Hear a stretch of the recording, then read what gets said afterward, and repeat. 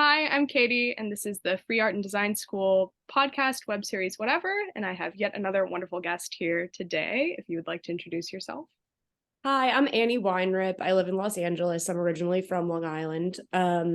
And my day job is that I work in film and TV development. And in my free time, I like to make all different types of art. My most recent project was I made a zine called Street Parking, which is all about the shared experience of parking in Los Angeles. And I just shot my first short film. Ooh. So you have an incredible and diverse background and set of skills. I know you because I bought a t-shirt from you and it's one of my prized possessions. I actually should have worn it on the show, but I forgot. I was very curious. So you're very artistic and you come from an artistic family. How did you end up making so many different kinds of things? Because film is also a creative endeavor. Zine making is like an incredible labor of love. And I thought you could talk a little bit about that. Yeah, totally. I honestly started doing art in a more serious way or just like more frequent during the pandemic as like a thing to do.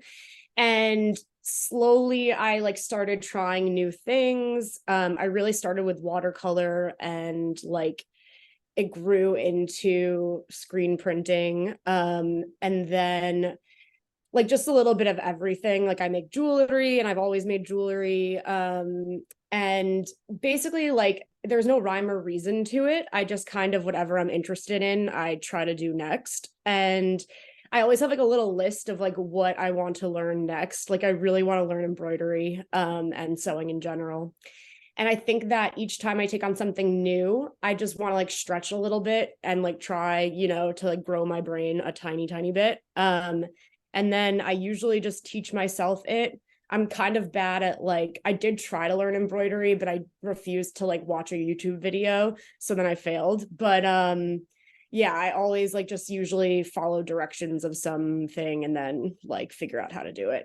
That actually fits well with the theme of the podcast, which is like different kinds of learning and what works for some people doesn't work for other people. And so having different methods of learning a skill, none of them are bad. It's just sort of like whatever works for you. I'm also bad at following directions, which is why my life is the way it is. I'm very curious if you could talk more about the street parking zine, because that's one of the ways that I met you, and maybe the thing that you have put the most effort into recently, other than your filmmaking stuff. Yeah. So I started street parking with a friend during the pandemic. I just started painting and I've been posting stuff on Instagram and she was like, "Oh, like we should make something together." And it was the first time that I had started a project that was going to take like a lot of different types of steps and see it all the way through to the end. And it really was so rewarding because it taught me like so much about like, and I think it's very applicable to film and like other big projects you'll take on. And so the way that we kind of locked it in was I asked one of my friends to write an essay for it. And as soon as she was officially writing the essay for it and had a deadline, I was like, okay, I guess this is real, gotta start, which is something like that it definitely taught me is if you bring someone along for like the ride, it's a lot easier to push the rock like along the road. Yeah, like collaboration is the best. And so we ended up like it was all trial and error in the beginning. I would literally walk a mile to Office Depot during the pandemic and scan all of my art. And then I got a friend to help me. I'd never used Photoshop before. And she was a great mix of like doing it, but also teaching me how to do it. So now like it really is like I'll like, get everything pretty much good to go. And then she finishes it off and like perfects the design element. And so, yeah, it's like I just get a bunch of friends. I usually poll like my Instagram followers and then use their answers to like incorporate like maps or like different graphics. Yeah, there she is. There she blows. I pulled mine out. So yeah. Yeah. And you illustrate everything by hand on your Yeah. own, which Yeah, is I illustrate everything. And I know you're like a great font maker. that is my first font I've ever made, which was just a handwriting font. I used like a janky website. And yeah, it's really fun. I get to stretch the muscle of like editing people, and it also stretches my type of writing. I don't usually write essays, so that's like always fun and exciting. And it just, I think what it made me realize is I really like a project that has a lot of different elements. So if you're not in the mood for painting, or you're not in the mood for scanning, like you could be in the mood for editing, or you could be in the mood to like move the project along in a different way, which I think what I've learned is like the more you can keep things moving, like the better, like the happier and more exciting the project goes. So yeah, and I've made 3 issues now. The last one was themed. It's called Gone to the Beach. And I got really good like contributors for this last one. Yes, there we go. I love the cover of 2. I was very proud of that because I don't so usually. it's literally an art. Did you make prints to get framed? I like kind of, not really. But yeah, that one was cool because I usually use pen in my watercolors, and that doesn't have any pen in it, so I was very proud of that. Thank you. I'm just gonna hold these up while you're talking. Don't let it distract you. Don't let the beautiful illustrations distract you. I actually, the one you just put up with the dog peeing, I sent like the original image to my dad, and he thought it was gonna go on the front cover, and he called me immediately and was like, I don't think it's a good idea for you to put that on the front cover. That's not what your zine's about. And I was like, oh, no, don't worry. It's like a cheeky, like, stamp at the end. Not a big deal. As someone, as you can see, who has also made street sign related art, I fucking love this. And I think it's like so good, like such a good graphic way to be tongue in cheek. And like, I don't even know, it might be backwards when the film is done. But it's like, you weren't trained in graphic design that I know of. Like, you just do art for fun, and yet you figured out all these disparate, very technical skills to develop something like this. And I think that's personally very impressive. I've also learned that you can kind of fake it, like you don't have to be perfect at like the way I go about stuff. Like sometimes my Photoshop friend will be like, how did you do this? Like your layers are a mess. And I'm like, I don't care. I'm like, it looks the same as when you do it. So it's fine. So for you, is it like, do you derive joy from the challenge of doing things? Or is it like you actually, I don't know. I'm very curious. Yeah, I think it's like it's like different every time I start a new project. I think that what I found exciting recently is the idea of like having an idea and being able to come as close as possible to the idea that you originally had is like so gratifying. I think like the more you practice, like the closer you can get to that. And sometimes you exceed your own expectations, which is like wild. I've never personally done that, but I'm sure it's exciting. One, like it's happened. I can't think of a time. Oh, I made like a Craigslist map in the first zine, and I was like, oh, I didn't know this could come out like this. But that was before I like knew Photoshop. But yeah, so I think it's like a little bit in the like seeing something through and like just the making. I love to have like a project to think about. And we were talking, I think, when we hung out earlier this week about like sometimes I'll go to a really beautiful movie that's really long, aka Oppenheimer, and instead of like watching the movie for the first hour, I'm just like idea, and that's like the best feeling in the entire world. And then I'm confused about the movie, but it like eventually catches up and I get what's going on. And then you just have to watch it again. So yeah. More art. Exactly. All of this has just brought up an interesting question for me, which is like I too sort of like having creative control over my projects, but then they also like demand so much, or there's different like elements to it, or you bring in collaborators, or you're like herding cats.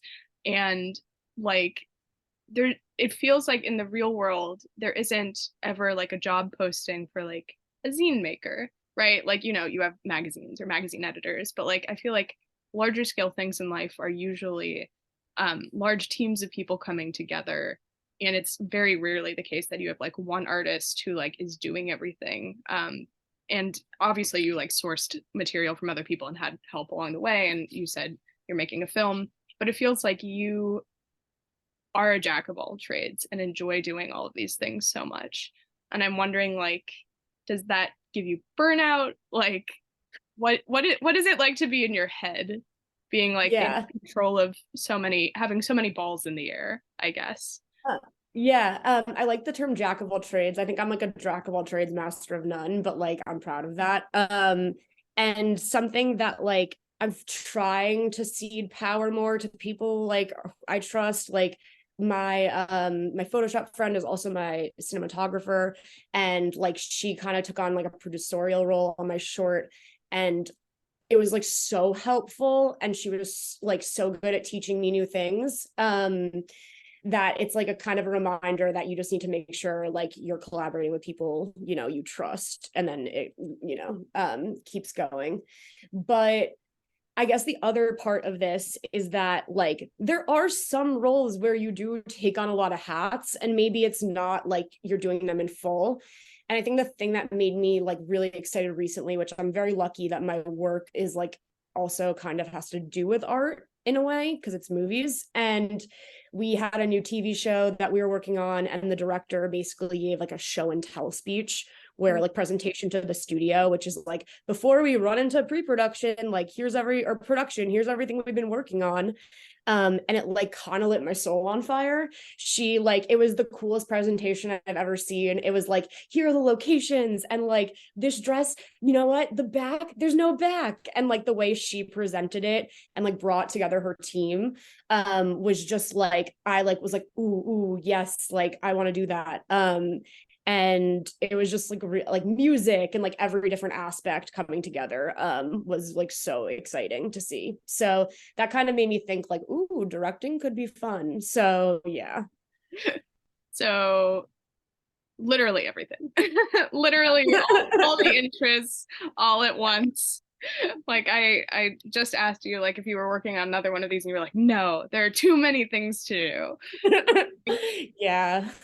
I feel very similarly, and we were talking about the rule of threes that you came across on Instagram, and I think that's like a great way to live life, but also like I can never just stick to like a few things to do. It's crazy. Yeah. I think like I am like the rule of threes maybe should be like there should be parentheses in there, like you got one big project and then two future big projects, and then you like have little projects in threes, so that like I don't know, I have to keep a list of my ideas because if I don't I'm like, wait, what happened like an hour ago? I'm like something seemed interesting, That's but yeah. definitely cheating though, to be like, oh, it's just one project. Oh, just kidding. It's like 4,000 little things. Um, Yeah, definitely. I wanted to ask how you, I mean, your day job is working in film and TV, which is amazing. I guess that's a sort of obvious answer to the question, how did you decide that you wanted to be a filmmaker? But maybe there's like a longer story there that you could elaborate on. Yeah, like I guess that I've always been like I'm a voracious reader and I always have been. And I'm also like a pretty social person. And so like when I went to college, I took a one screenwriting class and I really loved my professor, and I was like, screenwriting, like let's go. And I was like, I'm gonna move to LA, like this is gonna be dope. I'm gonna work in a writer's room, whatever. And then I kind of like, I don't know, you finish a screenplay and it feels like kind of empty inside. Like, and I was reading something about it, and it's just the idea that like a screenplay isn't a finished work of art like a film is. Yeah. And so like that kind of made me think like, oh, maybe that's why this isn't fulfilling in the way like I want it to be. I want things to like, you know, go from A to Z, not like A to like F.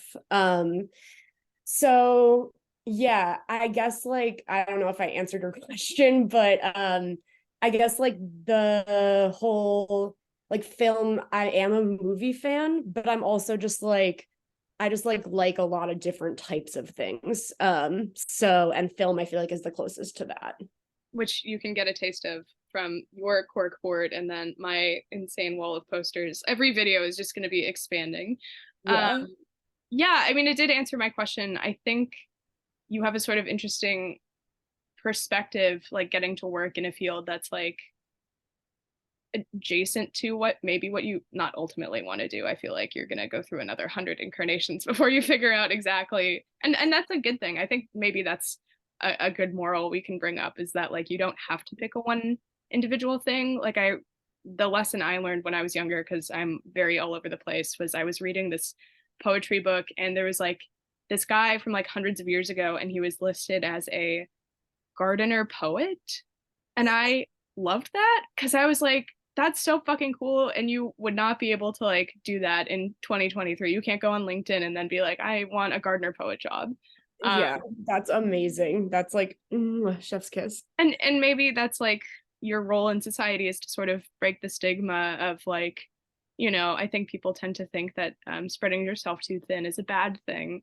But I think it's very impressive, and I think it like life is very short, so you get to have as sort of many sort of interactions and kinds of work that you possibly can, and then that can tell you like what you like doing more of. Um, Totally. yeah, Yeah. I don't know, but Yeah. I also found like everyone's like, if you work like an assistant job or a development job and you want to be a writer, like make sure you're writing on the side. And I always found that like a little tough. Like I was just like, I don't know, like I'm sad, I was like, this kind of sucks. And then after making the zine, it was kind of the type of thing where I was like, oh, like you can unlock your creativity in so many different ways, like be it watercolor, the zine, like whatever, that it like made the writing aspect easier, like I think different types of creativity like help each other like vibe.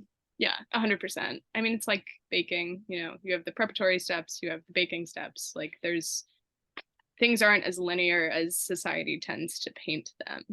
So, And I think when you're teaching art or design or screenwriting or something to someone else, if you've been doing it for a while, you're like, oh, it's like so clear. And then the other person is like, none of these steps make sense. Like, why are we not doing this in this way or whatever? Sorry, I need to find my charger. I'm clearly not prepared. I wanted to ask if you had thoughts about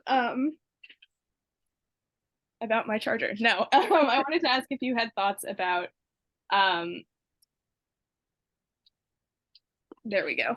Um what it's um what it's like to move to Los Angeles on a whim to become an artist. Obviously, taking an artistic career path is not the easiest thing for people to do, and it seems crazy and ballsy to just like move across the country and be like, I'm going to do this thing, even though it's not like, secure or, whatever. yeah, I think that like the biggest thing is just being easy on yourself. Like it took so long for me to like, and that's the thing is I'm still not, I would love to jump off of the 9 to 5 job and like be a person who gets to be creative like 100% of the time. But like I'm just not there yet.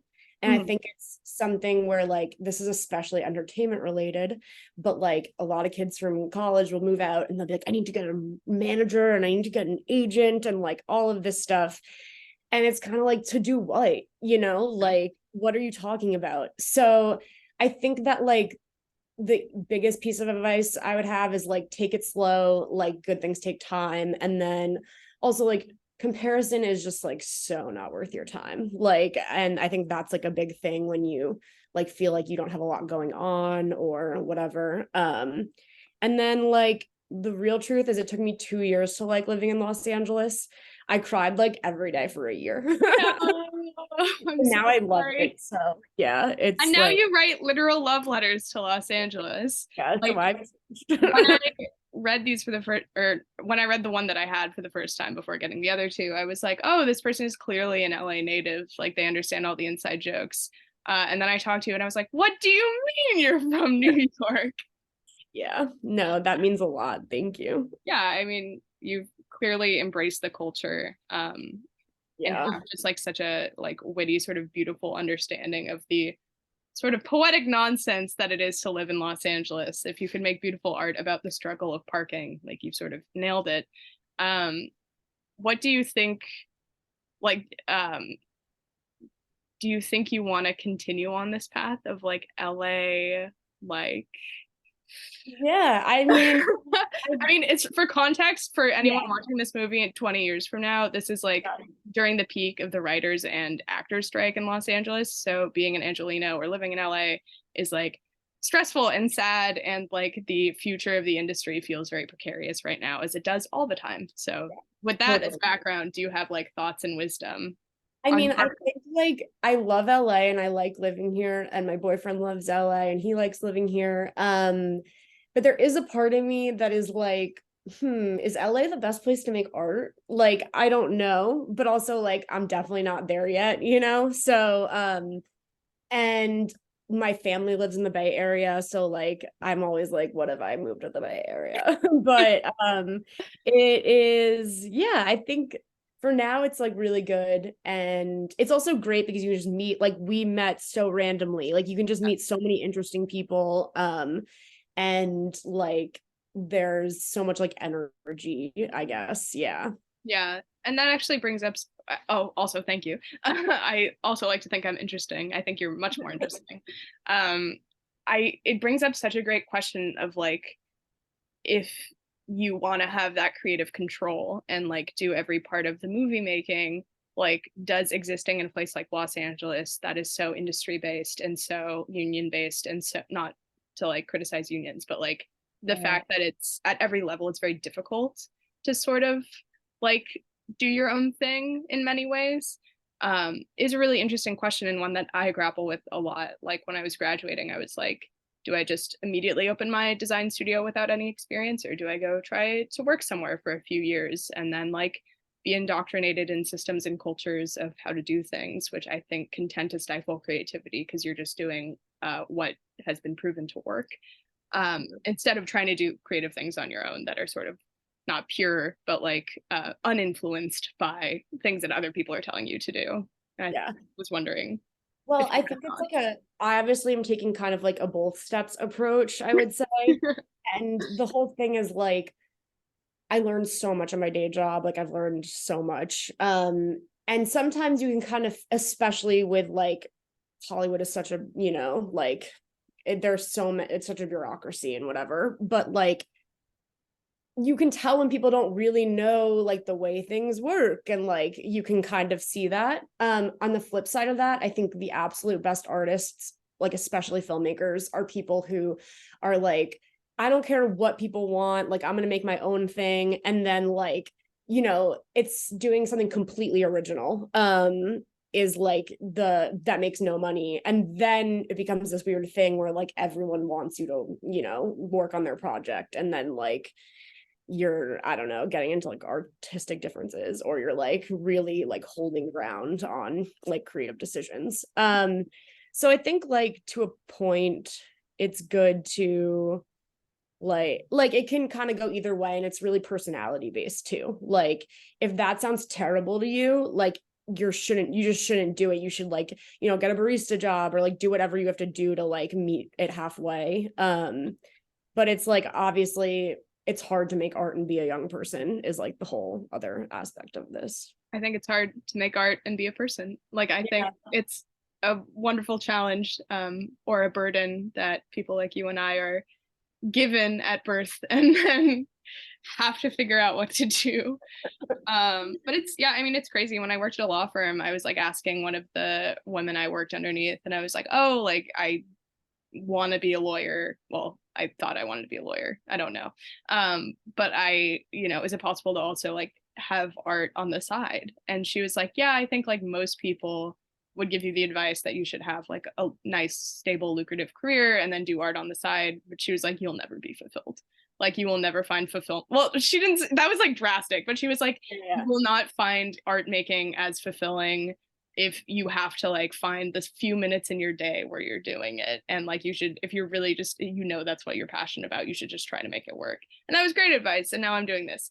But it is sort of telling that it's like, I don't know, you're constantly having to navigate life decisions, like financial, real life decisions around, passion versus like healthcare. Like it's crazy.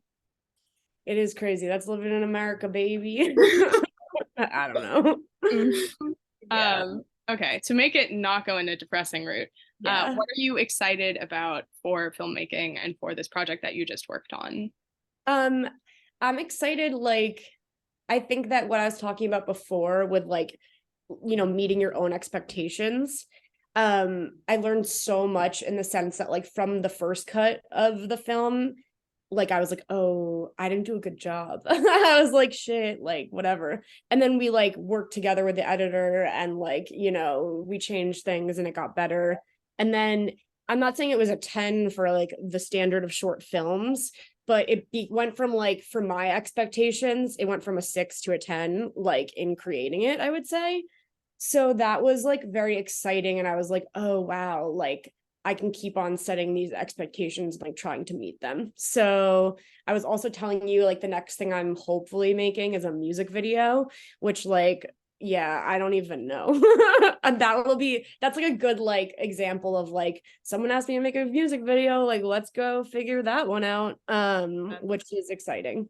Yeah, and I think I do like your advice that you said the best piece of advice is just to like be easy on yourself. Like when you move to LA, I am so bad at that because I am very hypercritical.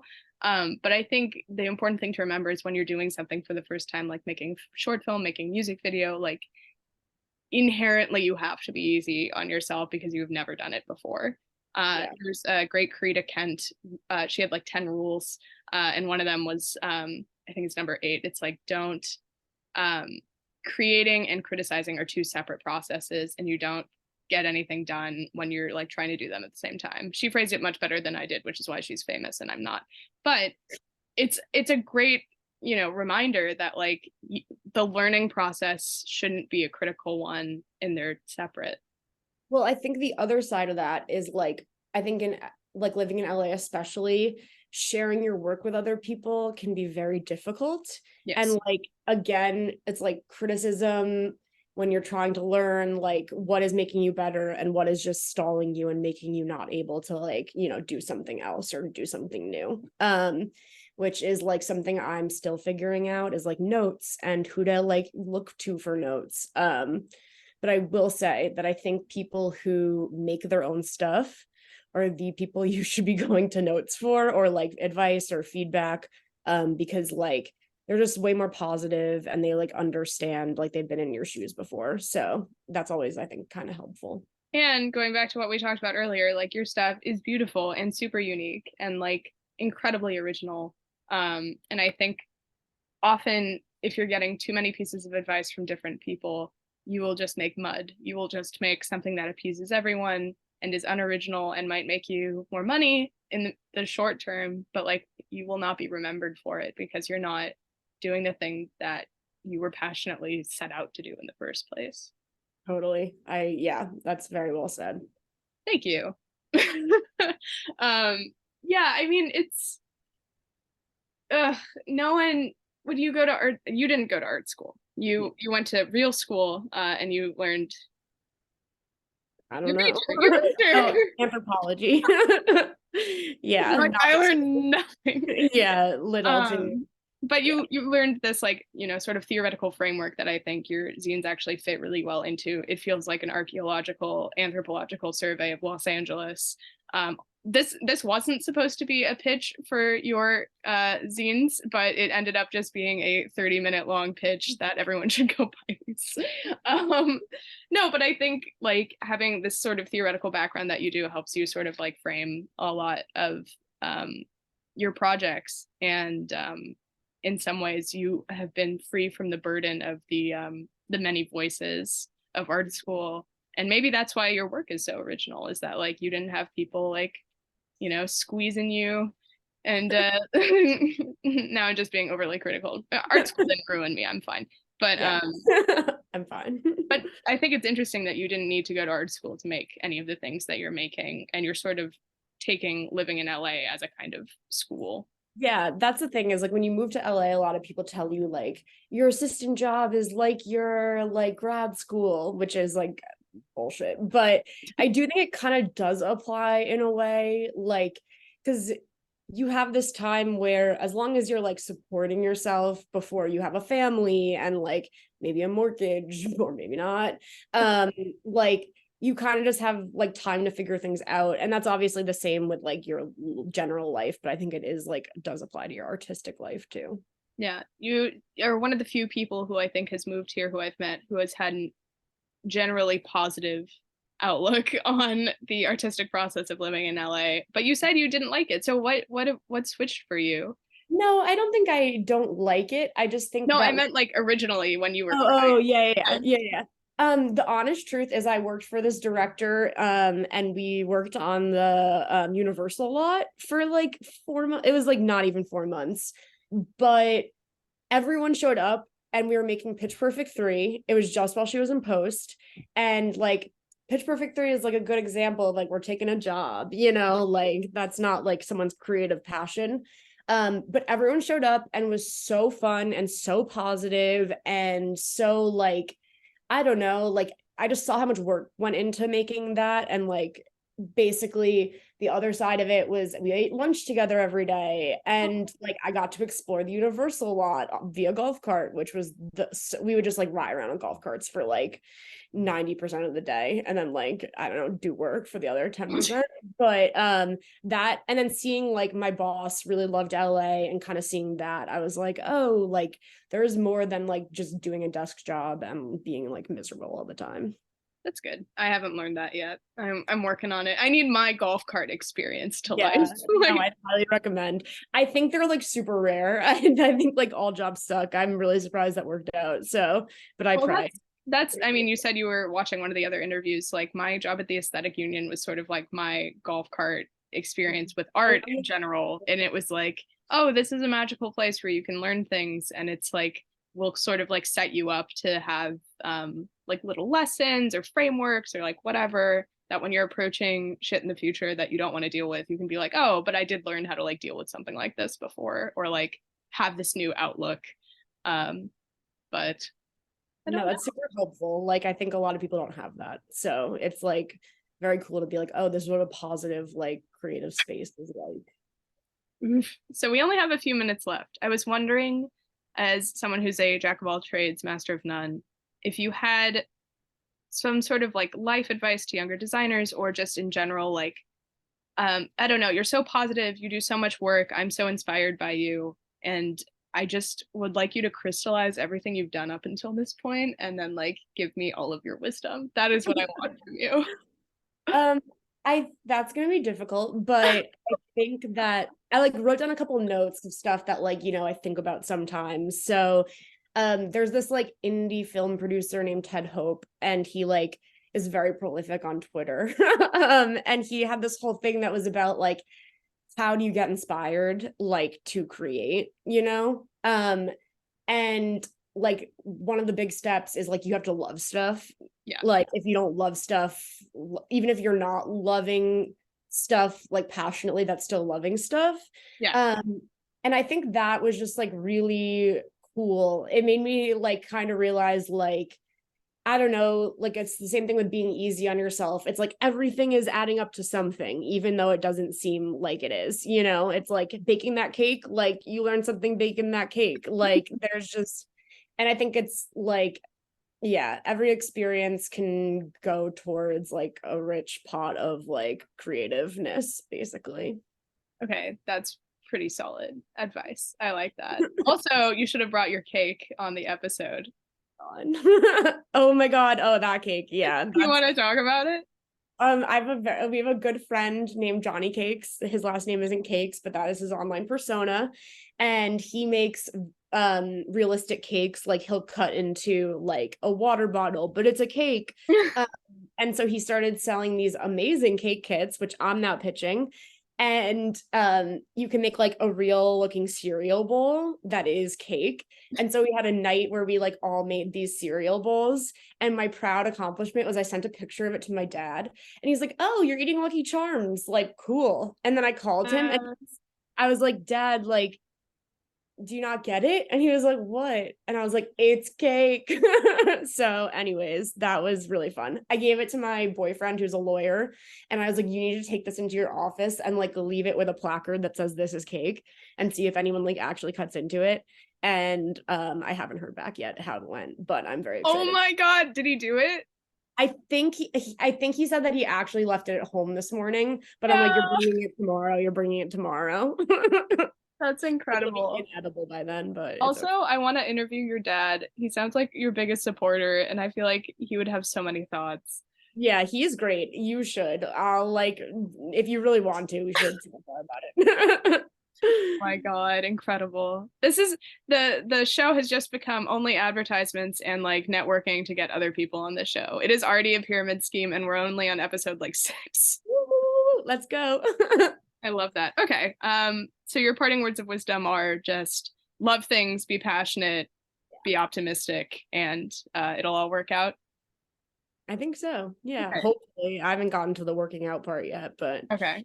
it'll eventually get there. I just need to keep interviewing optimists and then it'll be Yeah. fine. I will say almost every single episode, someone has talked about how no one will ever be able to afford a house again. Yeah. And it's like, and only half of the time is me saying that, like half of the time it's other people. No, I think my mortgage comment counted. Hey, excellent. Hey. Well, on that note, no, we have to end on a happy note. Right. What are you excited for right now? What art thing? Oh, right now I'm making construction paper cutouts of coffee cans, and I'm gonna Yes. fill them with big flowers. So it's like I thought I'd be done by now. I like have been working on it this week, and I've literally not even finished the coffee can because like it's so like it says 16 ounces on the can, and it took me like 100 sixes to get the 6 to work without ripping. So I don't know. We'll report back. Hard work and optimism. Yes, That's there we go. the magic key. Well, thank you. This was Thank amazing. you. Yeah. I can't wait to see you soon and do more art stuff and enjoy your travels and all your work. Thank you so much, Katie. Bye.